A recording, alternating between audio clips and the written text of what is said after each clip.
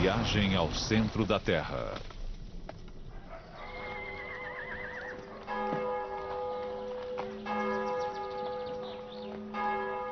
Na pequena cidade francesa de Amiens, perto de Paris, nasceu um dos escritores mais visionários de todos os tempos.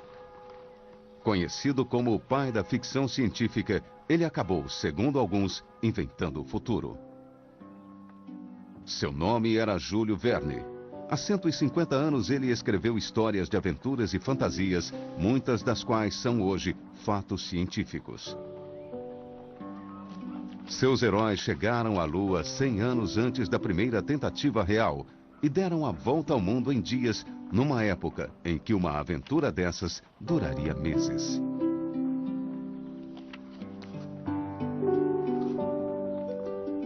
Em 20.000 léguas submarinas, ele imaginou um submarino que percorria os 7 mares e ficava submerso por longos períodos. Um século depois, esse sonho tornou-se realidade.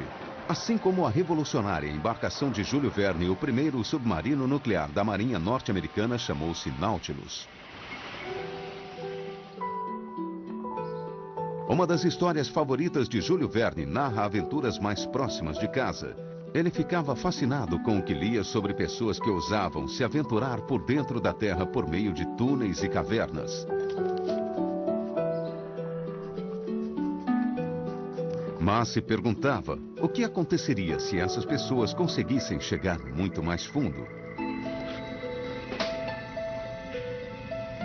O conhecimento científico de Júlio Verne, aliado à sua imaginação fértil, formou a combinação perfeita em Viagem ao Centro da Terra.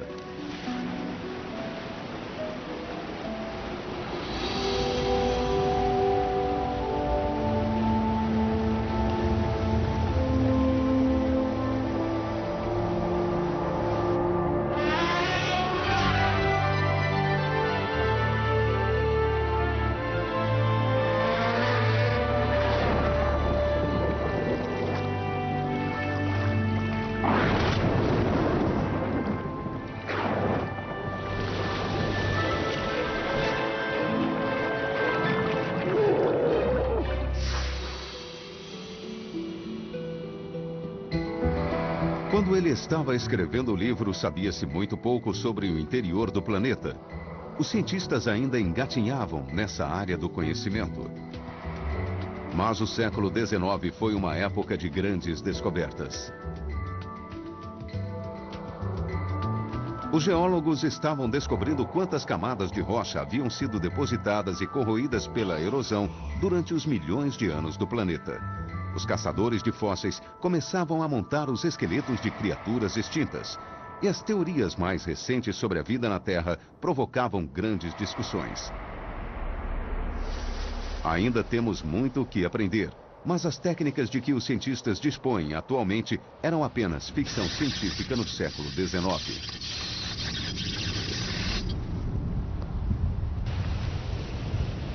Hoje recolhemos gases dos vulcões e analisamos com tanta precisão que é possível saber o que acontece lá dentro.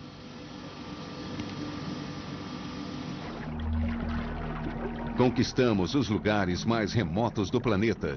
Descobrimos seu processo de formação e como eles continuam a se modificar.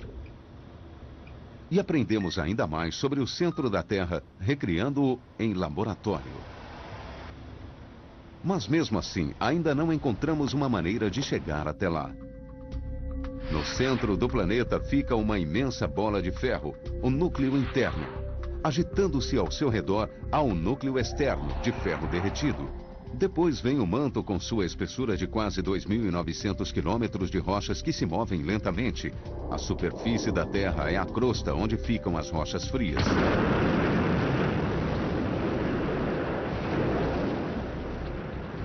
Hoje o espaço sideral é a nova fronteira. Mas a sua exploração também vem nos ensinando bastante sobre a Terra. Os satélites medem a gravidade, monitoram o clima e chegam até mesmo a nos revelar que o nosso planeta deu uma engordadinha de alguns centímetros, bem na cintura. Mas o que existe no interior da Terra ainda é um mistério tão grande quanto o espaço sideral.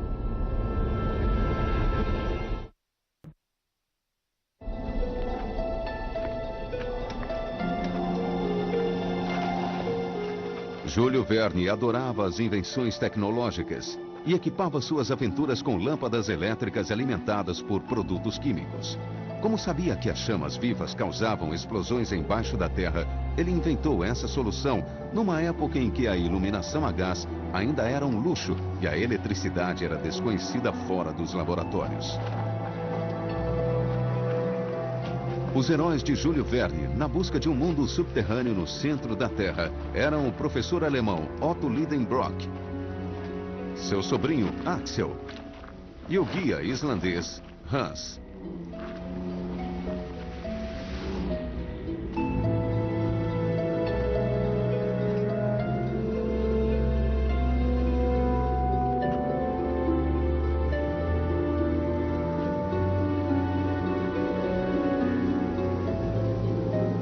No livro, ele não deu a seus exploradores um veículo. Eles simplesmente percorreram todo o caminho a pé. Talvez ele soubesse que construir um foguete ou submarino seria brincadeira em comparação com as máquinas necessárias para ultrapassar a crosta terrestre.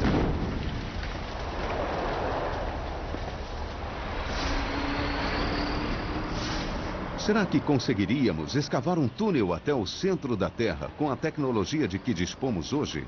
Se conseguíssemos, nossas usinas de força não seriam mais necessárias. A energia que extrairíamos seria de graça e não geraria emissões poluentes. Poderíamos descartar o lixo tóxico nesse incinerador incandescente. Grandes quantidades de minerais estão lá, esperando para serem trazidas à superfície.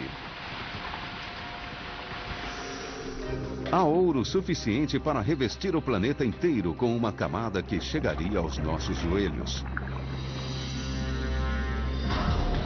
Talvez conseguíssemos construir um sistema de transporte de alta velocidade por dentro da Terra, uma espécie de metrô global. Mas não é tão fácil assim. Este túnel, que liga a Inglaterra à França, levou 5 anos para ser concluído e ele tem apenas 48 quilômetros de extensão. Até o centro da Terra são 6.370 quilômetros. Será que gostaríamos mesmo de ir até lá? Seria uma aventura muito bem-vinda para o físico da Universidade de Maryland, Dan Lathrop. Acredito que é uma ideia bem interessante para uma aventura. Eu com certeza iria se isso fosse possível. Hoje em dia, as máquinas que escavam túneis têm tanto força quanto inteligência. Escoram as paredes do túnel que estão perfurando e não param nunca. Mas quais seriam as chances, mesmo de um monstro inteligente como este, chegar ao centro da Terra? Brian Clark constrói túneis em várias partes do mundo. Haveria diferentes combinações de materiais num túnel que nos conectasse ao centro do planeta. Mas, de modo geral, começaríamos a cavar em terreno suave. Depois teríamos que passar pelas rochas internas e, à medida que nos aprofundássemos, as rochas iriam se alterando sob o efeito da temperatura.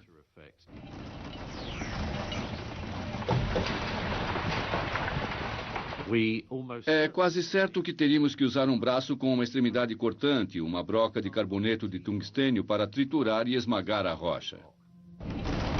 Hoje em dia, as tuneladoras mais avançadas conseguem escavar 60 centímetros por hora. Nessa velocidade, se escavássemos 24 horas por dia, seriam necessários 1000 anos para alcançarmos o centro da Terra.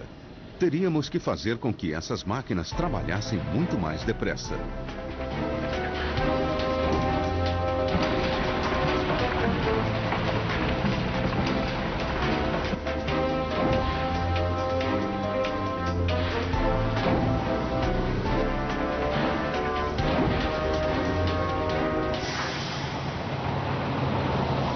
A quantidade de rocha e terra que sairia de um túnel desses é quase inimaginável. Precisaríamos de um depósito grande o suficiente para armazenar o carregamento de 4 caminhões gigantes por hora, 100 por dia, o que ao todo significa 36 milhões de carregamentos de caminhão. Isso se cavarmos em linha reta sem angulação. Teríamos que projetar um novo tipo de veículo capaz de nos transportar por esse túnel. Talvez uma cápsula que suportasse os extremos que encontraríamos nas profundezas da Terra. A cada quilômetro a mais de profundidade, a temperatura se eleva em 30 graus Celsius. E isso é um grande problema. A rocha fica cada vez mais mole, mais flexível, por causa das altas temperaturas. Mas esse não seria o único problema. Lá embaixo, há também uma pressão altíssima. O ambiente seria, na realidade, muito mais hostil que o espaço ou o fundo do mar. As pressões são tamanhas que não saberíamos como construir um meio de transporte que pudesse penetrar no interior do planeta sem ser esmagado. A poucos quilômetros de profundidade, a pressão se tornaria alta demais para qualquer tecnologia atual. Já sabemos um pouco sobre a construção de veículos complexos. Será que poderíamos usar alguma coisa da tecnologia espacial para nos levar ao centro da Terra? Ray Sedgwick é membro da equipe de projeto de veículos espaciais no MIT, o Instituto de Tecnologia de Massachusetts. É evidente que os maiores problemas numa viagem como essa são as pressões e temperaturas extremas.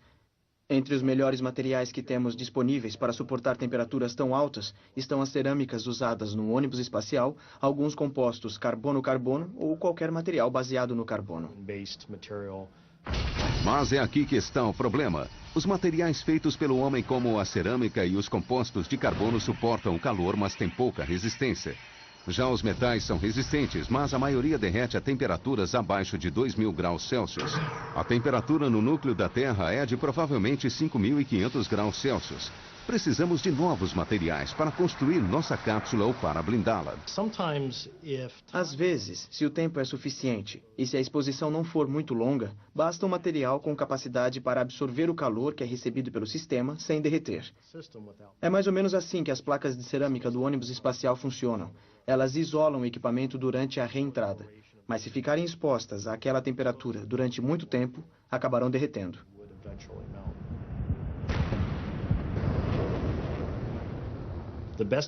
O melhor material que eu conheço para suportar altas temperaturas é o diamante.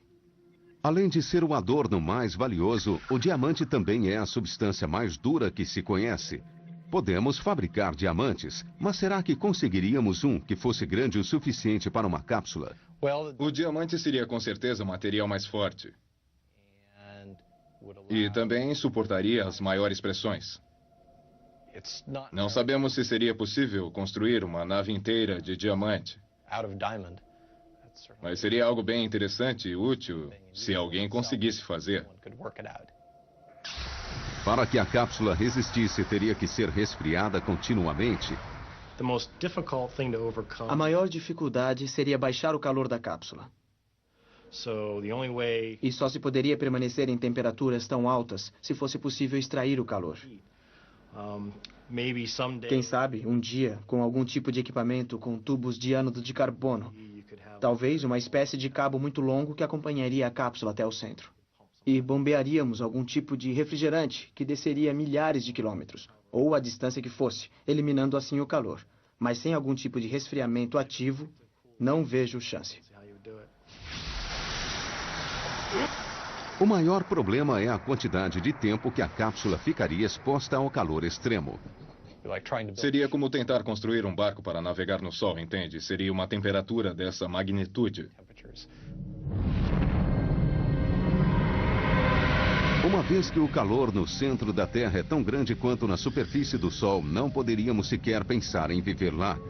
A tecnologia nos levou ao espaço a 320 mil quilômetros de distância, mas conseguimos avançar somente 11 quilômetros para dentro do planeta, apenas 2% da distância até o centro.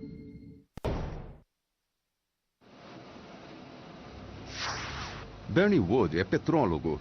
Ele estuda os minerais que existem abaixo da crosta e tenta recriá-los no seu laboratório.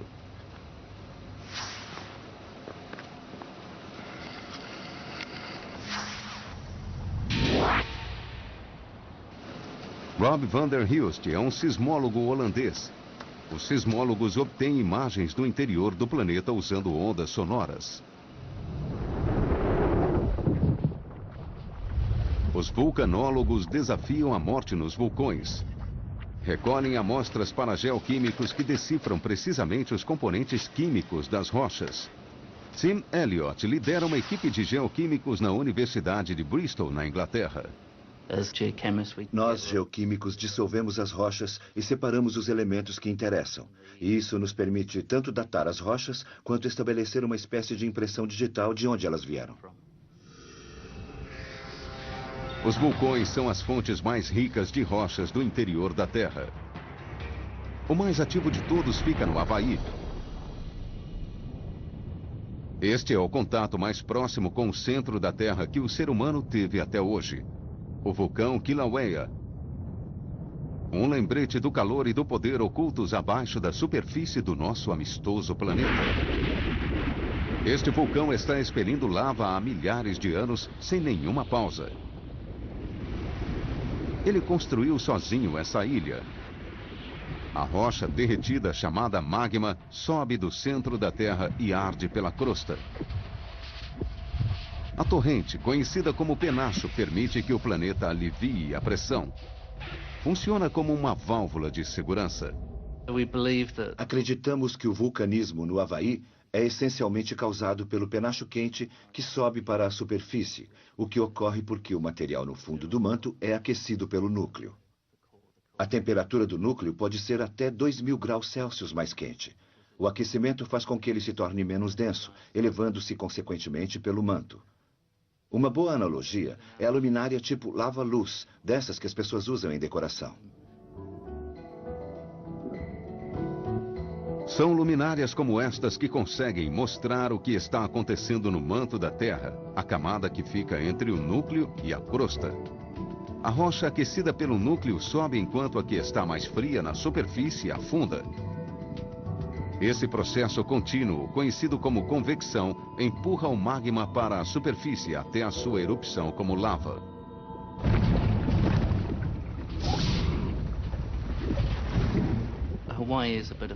O Havaí é um exemplo muito especial. Lá fica o vulcão mais ativo do mundo, que entra em erupção com grande frequência. E também é excepcionalmente fluido. Por isso, a lava tende a se movimentar muito rapidamente. E lá há uma grande quantidade das superfícies chamadas Pahoehoe, que é a lava acordada, que tem uma textura bonita, suave. A lava pode ser bela e construir ilhas paradisíacas. Mas ela também destrói. Raramente pode ser desviada e extermina tudo o que estiver no seu caminho.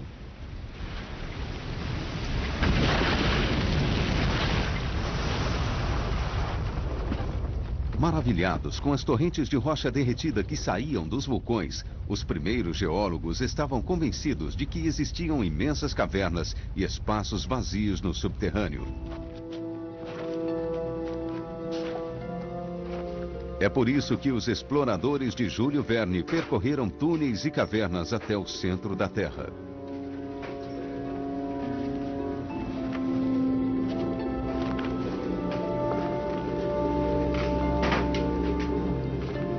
Quando o professor Lidenbrock, Axel e Hans aproximavam-se do núcleo, seu caminho foi bloqueado por um desmoronamento.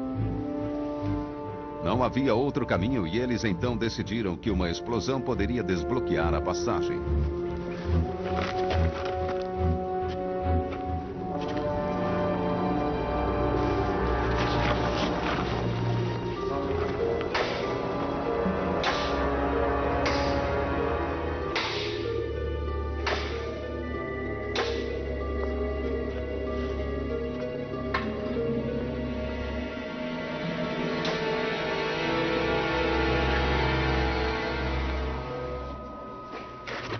Júlio Verne sabia muito bem que a rocha derretida contida no centro da Terra estava sob uma pressão imensa.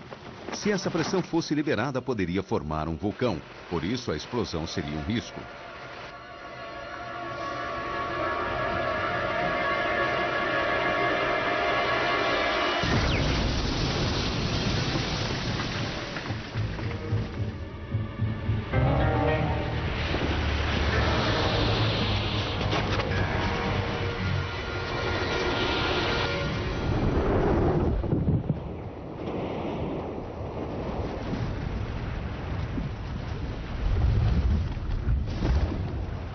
O objetivo de todo vulcanólogo é prever as erupções com precisão.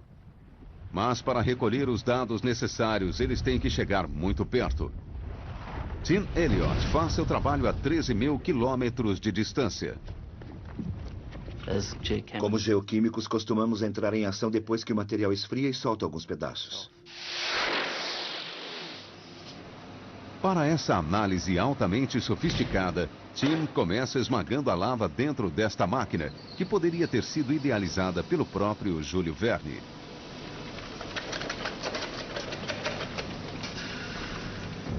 Primeiro, é preciso quebrar a lava em pequenos pedaços. Depois, ela é triturada até tornar-se um pó fino.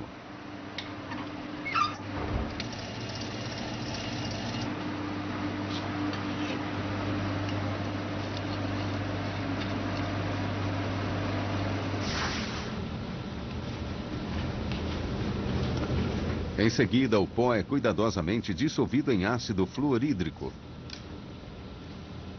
Ele reduz a rocha aos seus elementos químicos, que são o que interessa a Tim.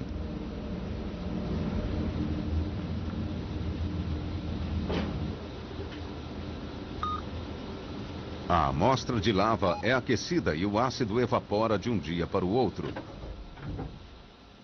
Após conseguirmos separar o elemento que queremos, levamos para o espectrômetro de massa para analisar a razão isotópica. Um determinado elemento químico é sempre o mesmo, quimicamente, não importa de onde venha. Mas sabemos hoje que os elementos podem ser fisicamente diferentes. Os núcleos de seus átomos podem ter pesos diferentes.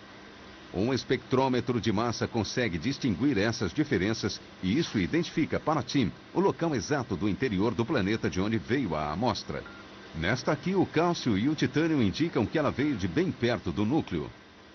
Isso nos dá uma pista de que essa lava percorreu todo o caminho desde o limite entre o núcleo e o manto.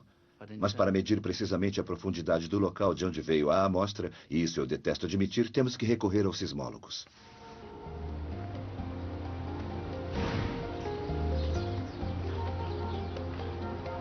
Os sismólogos como Rob van der Hulst conseguem enxergar o que existe no interior da Terra sem precisar ir até lá.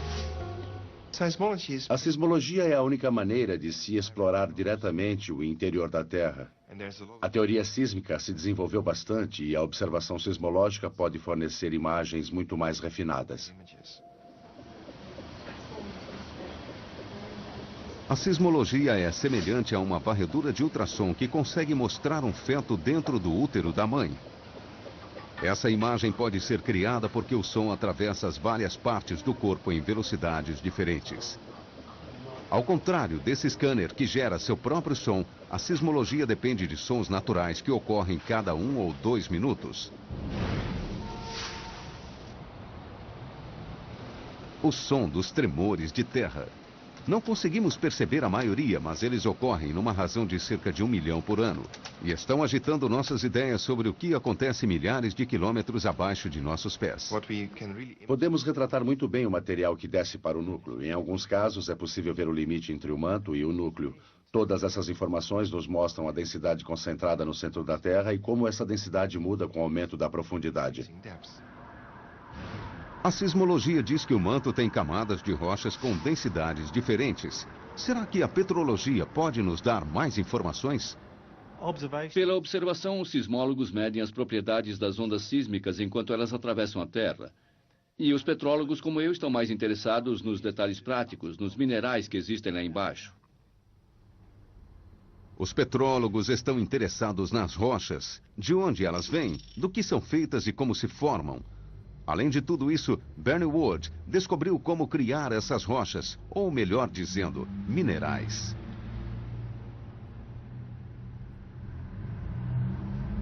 Suas criações não são muito grandes, mas são idênticas ao que existe no interior do globo terrestre. Por que será que ele faz isso? Sabemos qual é a constituição do manto porque temos amostras que são trazidas à superfície pelas erupções vulcânicas.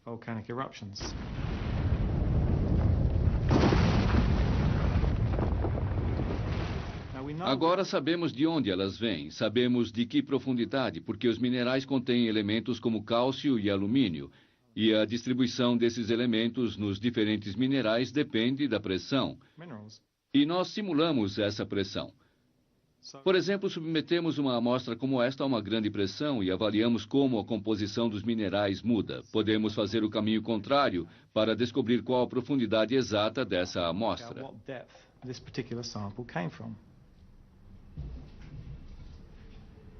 A bigorna na qual Bernie forja seus próprios minerais é feita de carboneto de tungstênio, um material tão duro que é usado para fazer brocas. Ele coloca uma pequena amostra de pedra num tubo de cerâmica, um forno em miniatura, e ela é depois emparedada. Os blocos são especialmente projetados para concentrar a força que ele vai aplicar. Dessa maneira, ele pretende imitar as pressões altíssimas que existem no interior da Terra.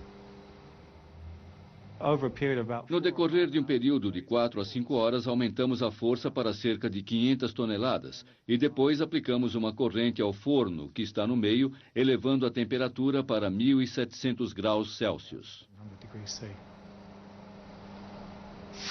O petrólogo espera ansiosamente os resultados.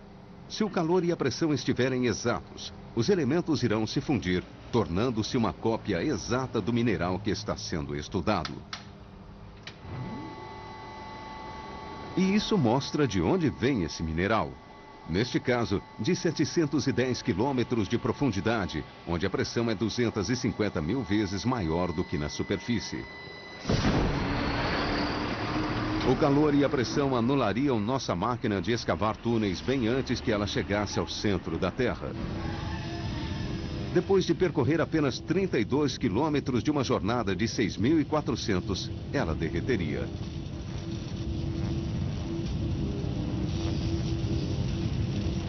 Mas se conseguirmos um dia solucionar esses problemas técnicos, poderá haver uma maneira de enviarmos uma cápsula para o interior da Terra.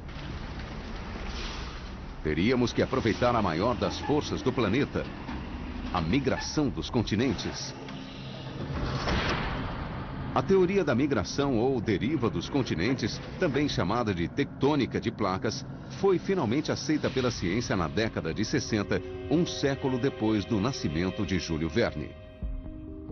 Ela diz que antes, as massas de terra estavam juntas num supercontinente que se dividiu em placas e migrou pelo globo terrestre.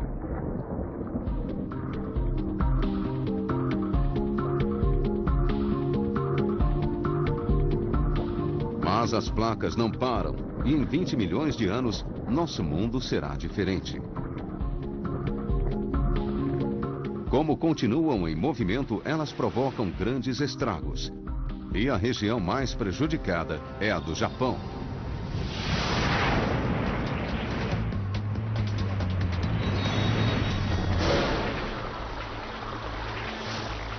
Tudo parece calmo, mas abaixo da superfície a história é diferente. A placa do Pacífico e a Ásia estão colidindo.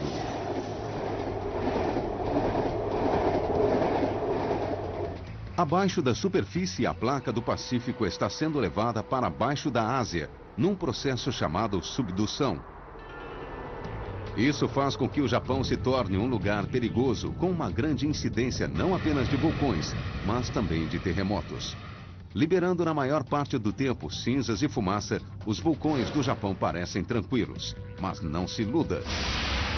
A subdução retorce a crosta, mantém os vulcões ativos e provoca terremotos.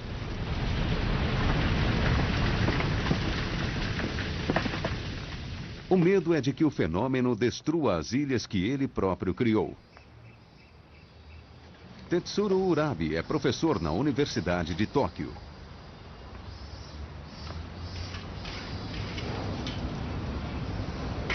Há 8 anos, um terremoto matou sua mãe e outras 6.000 pessoas. Agora ele trabalha com a previsão dos terremotos. As ilhas japonesas estão localizadas na superfície da água a oeste da Eurásia, onde a placa do Pacífico fica abaixo do Arco das Ilhas. Esse tipo de cenário ativo causa desastres naturais, como as erupções vulcânicas e os terremotos. Em 1995, houve o terremoto Kobe, que matou cerca de 6.000 pessoas e que não era esperado. Todos os métodos sismológicos falharam e não conseguiram prevê-lo. Para prever melhor os terremotos, temos que conhecer mais a fundo suas causas. Uma cápsula projetada para viajar ao centro da Terra poderia ajudar nesse caso.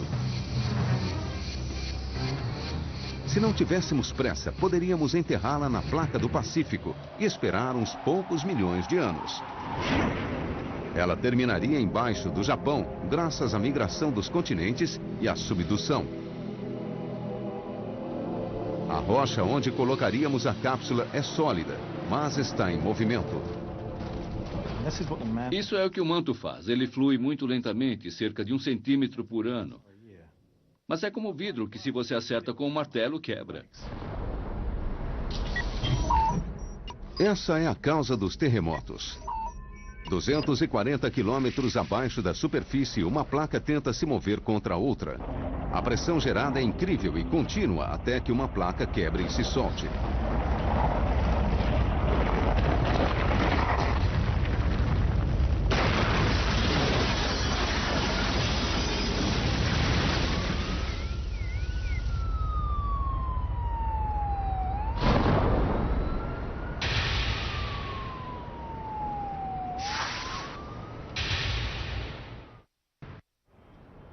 Por causa de sua base instável, o Japão tem uma das mais completas redes de sensores de terremotos do mundo. 1.700 escutas enterradas procuram qualquer sinal de movimento na crosta ou no manto.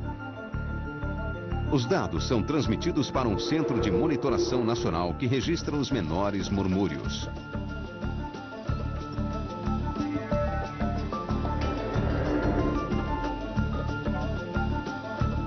Todo tremor, por menor que seja, é mapeado em 3 dimensões.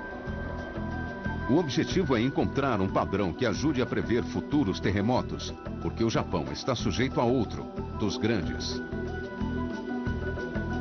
A expectativa é de que ele ocorra aqui, em Tóquio. Tóquio tem mais de 12 milhões de habitantes. A cada 200 anos, a região é atingida por um grande terremoto.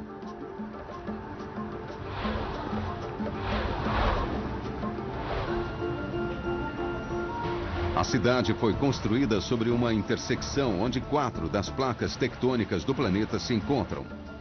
As colisões subterrâneas nunca param. Por isso o Japão é tão propenso aos terremotos e também por isso é tão difícil prevê-los. É um jogo de alto risco em que milhões de pessoas podem ficar feridas ou morrer. Os cientistas então concatenaram um plano ousado. Perfurar um buraco através das placas. É o projeto JUDGE. JUDGE quer dizer Experimento Geocientífico Japonês de Perfuração Ultraprofunda e significa perfurar um buraco de 10 quilômetros abaixo da zona de subdução.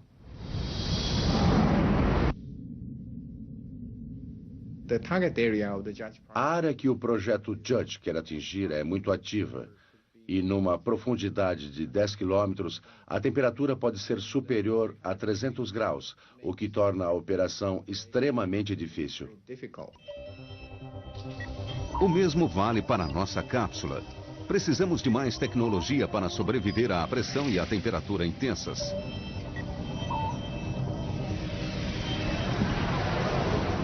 A 2.900 quilômetros de profundidade, a cápsula estaria no limite entre o núcleo e o manto. Aqui, a temperatura altíssima derreteria as placas que protegeriam a cápsula. Ela teria que ser liberada de sua proteção e se prover sozinha de energia. À frente está um núcleo de metal maciço. Por que será que há tanto metal aqui?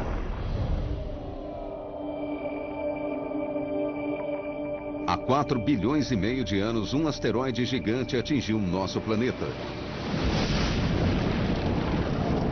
O centro de ferro do asteroide derreteu e formou um oceano de metal no centro da Terra. O núcleo externo é como um oceano subterrâneo, O ferro derretido corre como água e avoluma-se em volta do núcleo interno em tempestades. É isso que gera o magnetismo terrestre. Apenas 1% dele se propaga até a superfície, o suficiente para formar um escudo que se projeta 59 mil quilômetros e que nos protege dos raios solares e dos raios cósmicos. Às vezes podemos enxergá-lo. As auroras austral e boreal são os espetáculos criados quando fragmentos do Sol eletricamente carregados colidem com o campo magnético. Mas como é que o núcleo gera tanta energia magnética? Einstein achava que esse é um dos maiores enigmas da física. Jeremy Bloxham está tentando resolver o quebra-cabeça em Harvard. Apesar da raça humana saber da existência do campo magnético da Terra há cerca de 1000 anos, ainda não entendemos bem por que o planeta tem esse campo e por que ele muda com o tempo.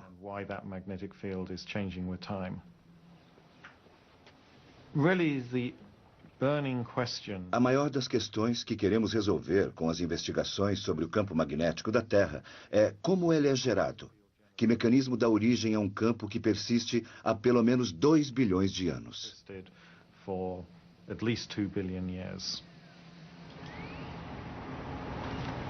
Um geofísico tem uma sugestão radical.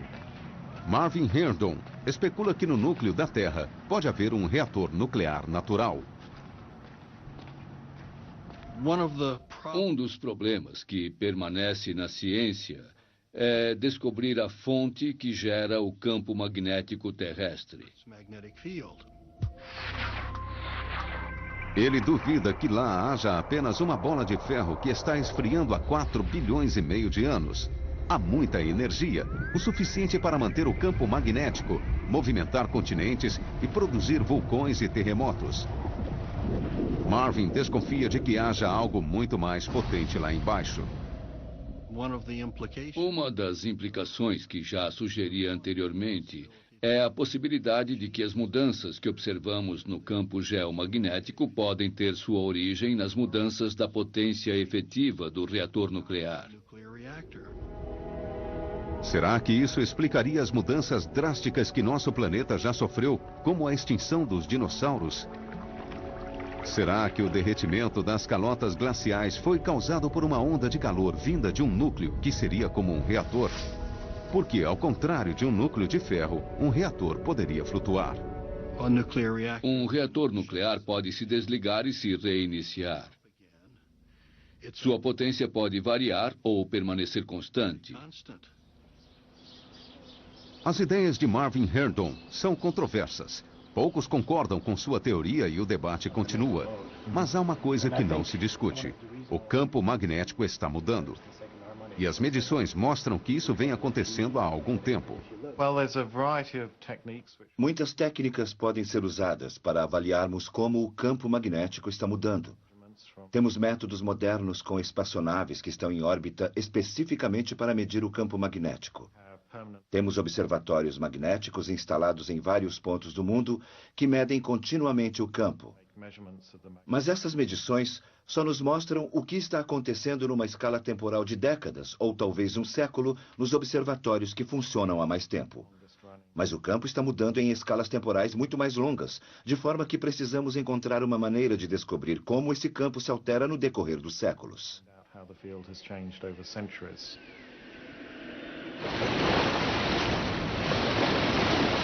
Felizmente, os navegadores sempre dependeram do campo magnético e aprendemos muito sobre suas variações através de seus mapas. As mudanças continuam. Atualmente, o norte magnético está saindo do Canadá em direção ao Oceano Ártico, numa velocidade regular de 16 km por ano. Mas uma coisa é saber que os polos estão se movimentando, outra é saber por quê. O núcleo da Terra é feito de ferro líquido, pelo menos em sua maior parte. E os movimentos desse ferro que conduz eletricidade podem criar o que chamamos de dínamo. No entanto, os detalhes de como esse processo funciona ainda são pouco conhecidos. Para fazer maiores descobertas, uma equipe da Universidade de Maryland está tentando construir uma réplica do núcleo terrestre em laboratório.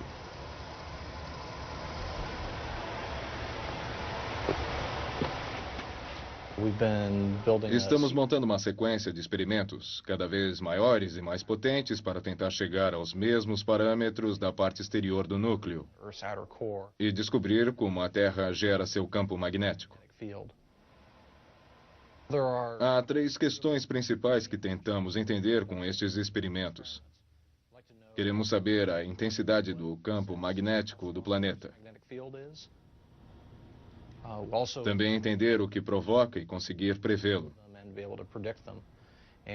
E, finalmente, queremos saber quais são os limites de se ter um dínamo no planeta. Por que a Terra tem um dínamo e Vênus não tem? Preparando para 10 RPS. Pronto. No coração do dínamo de Dan Lathrop, há uma esfera cheia de sódio quente. O sódio se comporta eletricamente como o ferro, mas é 1000 graus mais frio. Uma hélice cria uma turbulência que se acredita que seja causada pela rotação da Terra. Até agora não se conseguiu gerar uma quantidade significativa de magnetismo, mas verificou-se que pequenas mudanças na velocidade e na temperatura afetam significativamente o campo magnético. Verifique se tem vazamentos. Não vi nenhum até agora. Tudo bem. Vou continuar.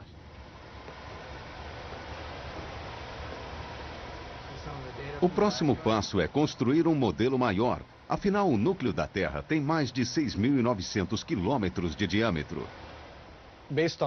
Com base nos resultados do modelo que estamos usando e que é mais ou menos do tamanho de uma bola de basquete, estamos planejando um sistema muito maior que teria uma esfera cheia de sódio líquido de 3 metros de diâmetro. Seriam cerca de 15 toneladas de metal, mas funcionaria do mesmo modo que os experimentos que já existem. Os parâmetros, porém, ficariam muito mais próximos aos que existem no interior do planeta.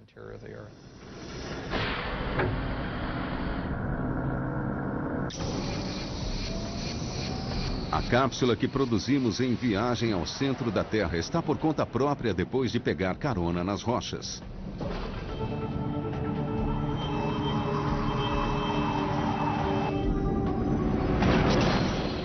Ela está atravessando 2.400 quilômetros do núcleo externo, que é líquido. Os sensores mostram que agora as coisas vão ficar mais difíceis. A cápsula precisa perfurar um núcleo interno que é sólido. Por causa da pressão 4 milhões de vezes maior do que na superfície, tudo aqui é sólido. E 1 bilhão de amperes de eletricidade ondulam entre as camadas do núcleo.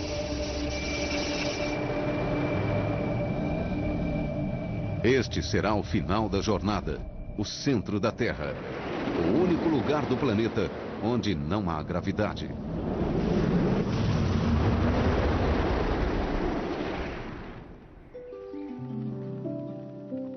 Mas para nós, assim como para Júlio Verne, a viagem vai continuar na esfera da fantasia. A influência do escritor foi imensa. Ele impulsionou gerações de jovens leitores a fazerem carreira em ciência, engenharia e exploração e inspirou os inventores do submarino, do helicóptero e do rádio.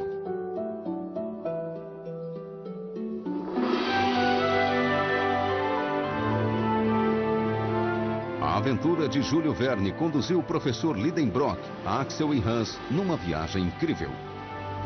Era uma fantasia, mas como todos os romances do escritor, foi baseada nos fatos científicos mais recentes. Naquela época, as escolas ainda não ensinavam ciências. Os livros de Júlio Verne foram usados para preencher essa lacuna. No fim de sua jornada, ele trouxe seus personagens de volta, relativamente sãos e salvos, através da erupção de um vulcão no Mediterrâneo.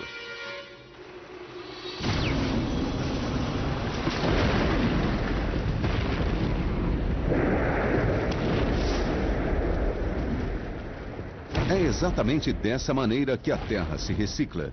As correntes de convecção do manto carregam a rocha para aberturas vulcânicas onde elas são jogadas para a superfície.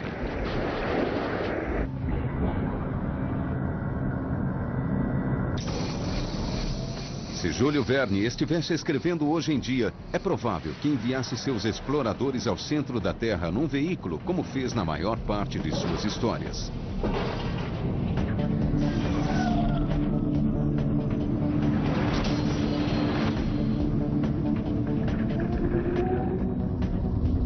Mesmo hoje, no século XXI, a tecnologia ainda precisa percorrer um longo caminho para realizar este sonho.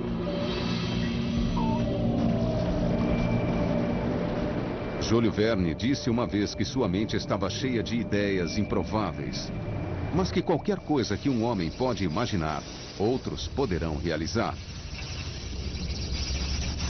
Se ele estiver certo, um dia seremos capazes de fazer uma viagem ao centro da Terra.